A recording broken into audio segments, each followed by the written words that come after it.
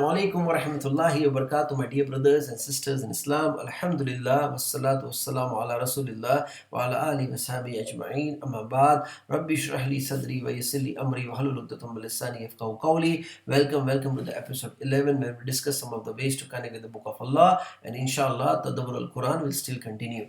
Now this ayah is in Surah An'am, where Allah subhanahu wa ta'ala is giving us the list of forbidden activities, starting with shirk, that we are not allowed to associate anything with Allah subhanahu wa ta'ala. And then Allah makes a mention that we should not be killing our children because of the poverty, because of the fear of poverty. And then we should never go close to fahisha. Never ever go close to fahisha. And then Allah subhanahu wa ta'ala obviously makes a mention of murder, which is completely forbidden. And then what is not there, what is missing is honor your parents.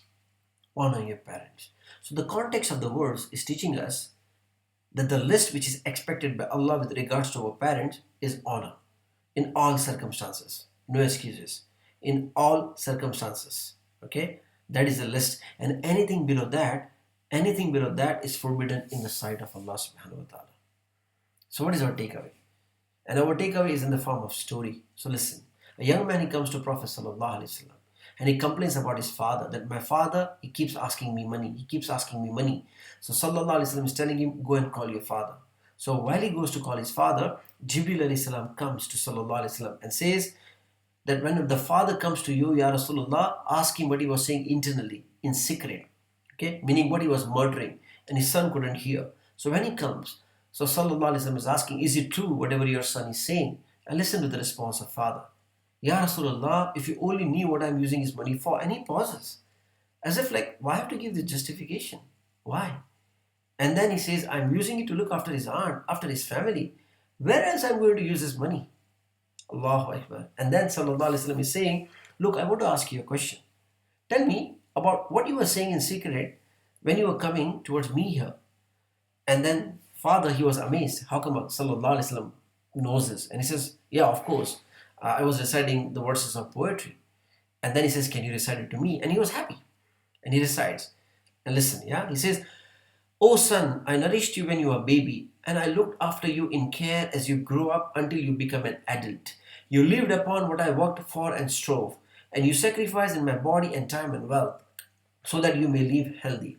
Whenever a night passed you, when you were sick or ill or cuffed, I was the first to be up, carrying you and looking upon you with my heart, afraid if an atom or a little breeze would harm you in any way. I couldn't sleep with seeing you sick until you slept, and then I slept. And so my eyes would always overwhelm with tears, but you never knew. And when you finally reached the adulthood, which all my life I was anticipating and looking forward to seeing you become that, until you reach the day when I have all my life anticipated in my heart to see you reach and rejoice, you gave me reward. You gave me reward. And your reward was harshness and frowning and mistreatment, as if I am the one who owes you and you owe me nothing. The way you treated me is like what a neighbor would treat his neighbor. I wish that you even gave me that.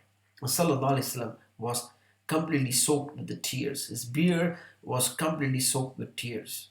Subhanallah. And then Sallallahu Alaihi Wasallam grabs the boy from his chest, he shooks him and says, you and everything you own belongs to your father.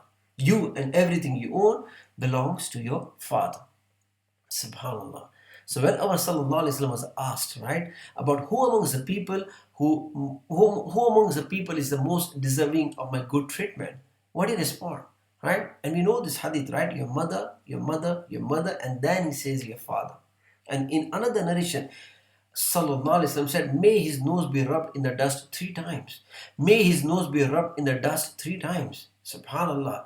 And they are asking, who Ya Rasulullah? Who is this person? And then he says, the one whose parents, one or both of them, they reach the old age during his lifetime and he does not enter paradise. And he does not enter paradise, meaning he does not take care of his parents in their old age. Allahu Akbar.